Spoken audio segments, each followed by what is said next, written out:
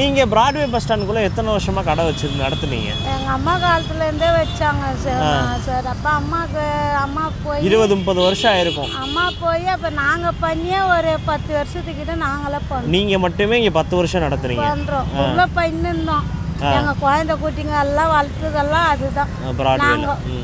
அது இல்லாததான் இப்போ எங்களுக்கு ரொம்ப கஷ்டம். நாங்கள் சொல்ல போனால் நாங்கள் ஐதுக்குன்னு தான் இருக்கிற ஒரு கடங்காரங்கெல்லாம் இப்போ எங்களை வந்து தொல்லை பண்ணுறாங்க. அப்படியா? இப்போ இங்கே உட்காந்து என்ன வியாபாரம் நீங்களே பாருங்க. யாருன்னா ஒருத்தர் வாங்கினா பூ வாங்குவாங்க, பஸ் ஏறுவாங்க, ஒரு 4 பேர் 4 வாங்கிப்போம். வீட்டாண்ட போனால் 20 ரூபா ஜாஸ்தி, எங்களாண்ட வாங்கினா 20 ரூபா கம்மி.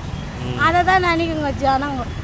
இப்போ அதுதான் எங்களுக்கு ரொம்ப கஷ்டமாக தான் இருக்குது. இப்போ கவர்மெண்ட் சைடு இருந்து காலி பண்ண சொல்கிறப்ப வேற எதுவும் நிவாரணம் எதுவும் தரேன்னாங்களா? சொல்லணும். எதுவுமே சொல்ல. அப்படியே நீங்கள் காலி பண்ணணும் மட்டும்தான் சொன்னாங்களா? எங்களுக்கு எதுவுமே சொல்ல. கடை குத்தாங்க, இன்னியே குத்தாங்க. உங்களெல்லாம் இதெல்லாம் அதே அட்டை வச்சுங்க, எப்படி இருந்தாலும் இதை எடுத்தா நாங்கள் கடைனா மாற்று தரோன்னு தான் சொன்னாங்க. எப்போ அப்படி சொன்னாங்க? ரொம்ப வருஷம் முன்னாடியா? ரொம்ப வருஷத்துக்கு முன்னாடி, அதாவது ஒரு 5 வருஷத்துக்கு முன்னாடி எங்களுக்கு சொன்னாங்க. இது சரி, ஓகே ஓகே. இந்த ஆட்சி வராத முன்னே சொன்னது எங்களுக்கு. சரி சரி ஓகே. அதுக்கப்புறம் கடைக்காரர்கள் தானே காப்பீட்ஸ்லாம் தொட்டாத அளவுக்கு நீங்கள் இதை காட்டுங்கம்மா. நாங்கள் சரி நாங்களும் இருந்தால் அது மாதிரி இருந்தது. இப்போ அதுக்காக இப்போ வாலி இல்லாத டக்குன்னு எடுத்துட்டாங்க. நைட்டு எடுக்க எங்களால் என்ன பண்ண, உடனே காலி பண்ணுங்க அப்படின்ட்டாங்க. என்ன பண்ணுறதுன்னு தெரியல.